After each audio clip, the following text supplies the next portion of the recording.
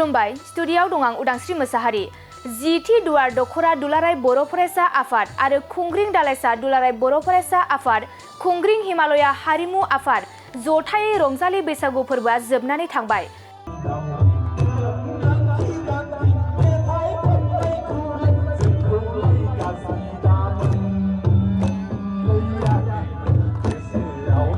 बर'फोरा रंजालि बैसागु फोरबोखौ गावबा गावनि गामिफोराव गाजा गोमजायै जोबोद आब्रुथिनि गेजेरजों फालिनायखौ नुनो मोनसै। सैथ्र दाननि जोबथा एबा संक्रान्ति साननिफ्राय लानानै बैसागनि 7 सानसिमनि गेजेरहालागै रंजालि बैसागुखौ बायदि बायदि हाबाफारिनि गेजेरजों फालिनाय नुनो मोननाय जायो। बेबायदिनो मैया बैसागनि 7 खालार खालि चिरां जिल्लानि सिङाव थानाय खुंग्रिं जथाय गोजौ फरायसालिनि गेवलां गेलेग्रा फोथाराव खौसेथिखौ लाखिनायनि थांखिजों सानसेनि हाबाफारि लानानै जिथि दुवार दख'रा दुलाराय बर' फरायसा आफाद, 7थि खुंग्रिं दालाइसा दुलाराय बर' फरायसा आफाद आरो 6थि खुंग्रिं हिमालया हारिमु आफादा 6थि जथायै खुंग्रिं जथाय गोजौ फरायसालिनि गेवलां गेलेग्रा फोथाराव मोसानाय बादायलायनाय बायदि बायदि हाबाफारि लानानै रंजालि बैसागु फोरबो फालिनाया जोबनानै थांबाय। बे हाबाफारियावनो बिटिआरनि मावफुं सोद्रोमा इएम रनजित बसुमतारी, चिरां जिल्ला एबसुनि नेहाथारि खनिन्द्र बसुमतारी, आसाम फुटबल एसोसिएशननि गाहाय नेहाथारि डक्टर संग्राम ब्रह्म बिथांमोना बाहागो लानानै मेहेरगोनां खालामो। नंगौ, बे समाव नोंथांमोननि मिडियानि गेजेरजों गिबियाव आङो गासै बर' रायजोआ गासैबो बर' माहारि बिथांमोननो आङो गोदान बोसोर बैसागुनि आङो गाहाम हामलायनायखौ आङो नोंथांमोननि मिडियानि गेजेरजों आङो जासिहरग्रोबाय। आसा खालामो नैबे बैसागु एबा गोदान बोसोरनि गेजेरजों जोंनि साफ्रोमबो जिउआव मोजां थांखि लानानै जोङो दावबायनो हाथों आरो मोजां बेबायदि मोनसे जाफुंसार जानो हाथों, आं बेखौ हास्थायबाय।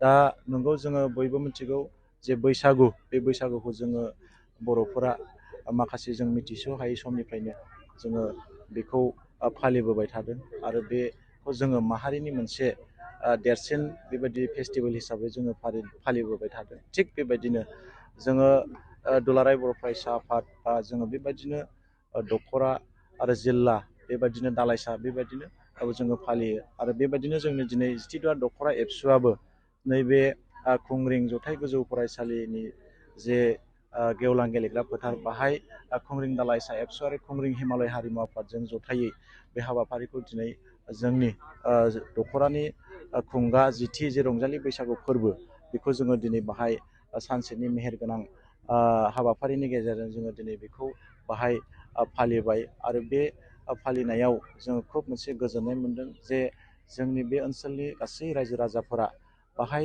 मोसानायाव बाहागो लानायनि गेजेरजों गोबां जोंनि जे दिनैनि बे बैसागु जे फोरबो फालिनाय, बेवहाय गोबां जोंनि ओनसोलनि रायजो राजा बिथांमोनहाबो बाहाय जे जोंखौ थुलुंगा होफैदों, बाहागो लाफैदों आरो मोसाखावरि बिथांमोनहाबो सिगांनिख्रुइ जोङो दिनै मोनदांनो हायो बा जोङो नुनो मोनो जे आथिखालाव जोंनि बर'फोरा बे बैसागुखौ खोब मोनसे आब्रुथियै रंजानाय बेबायदि फालिनायखौ जोङो दिनैनि समाव जोङो नुनो मोनबाय आरो बेयो जोंनि थाखाय गोजोनथाव बाथ्रा।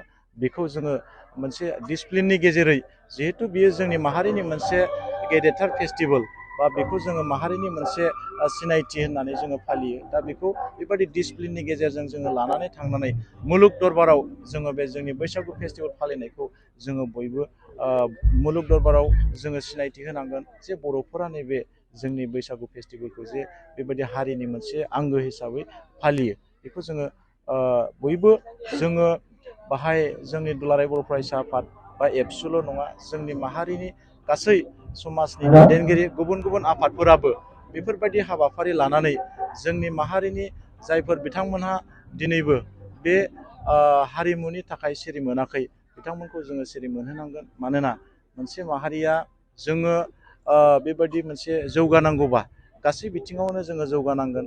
दा बेखायनो नैबे जोंनि हारिमुवाबो बियो जोंनि जौगानायनि मोनसे आंगो। दा बेखौ गारनानै जोङो बर' माहारिया मालाबाबो जौगासारनो जानो हाया।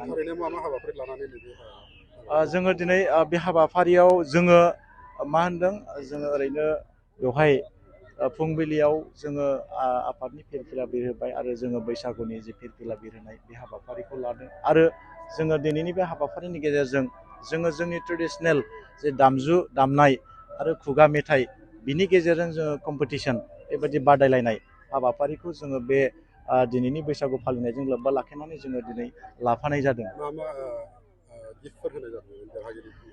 ओरैनो जोङो गिफ्टफोर हिसाबै जोङो सिगांफोरावबो बेबादिनो लाबोदोंमोन, देग्लायबो बेबादिनो जायफोर हान्जाया दिनैनि बे मोसालायनायाव सेथि मासिखौ आवग्रिनो हागोन बिथांमोननो जोङो 15,000 नोगोद रां बेखौ जोङो दिनै जोङो हरनाय जागोन आरो नैथि बान्था हिसाबै जोङो 10,000 रां नोगोद जोङो बेखौ दिनै हरनाय जागोन आरो थामथि बान्था हिसाबै 7,000 बेखिनिखौ जोङो लानाय जादों आरो हाबाफारियाव आलासि हिसाबै सोर जोंनि दिनैनि हाबाफारियाव खुब जोङो गोजोननाय मोनदों जे खावलायनाय बायदियै मिरु दुलाराय बर' फरायसा आफादनि गाहाय नेहाथारि साहा कनेन्द्र बसुमतारी सार बिथाङा जोंजों खावलायनाय बायदि बाहागो लाफैदों।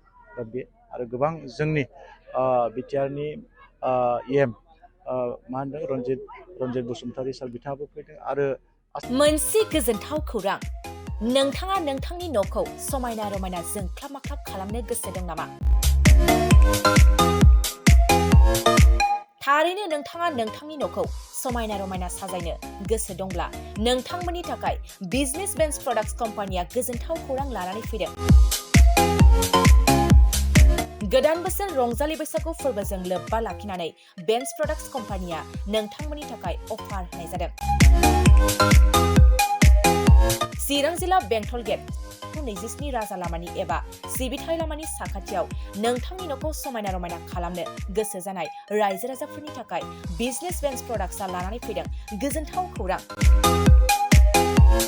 पलिग्रेनाइट, WPC एबा PVC, wooden flooring, wallpaper, steel roofing, soffit ceiling बायदि गाबनि न' साजायग्रा खम बेसेनावनो नोंथांमोना बायनानै लांफैनो हागोन। बेनि अनगायैबो नोंथाङा गोबां बाथ्रा मिथिनो थाखाय नैबे 8474015053 जानबुं नम्बरनि गेजेरजों नोंथाङा फन खालामनानै मिथिनो हागोन।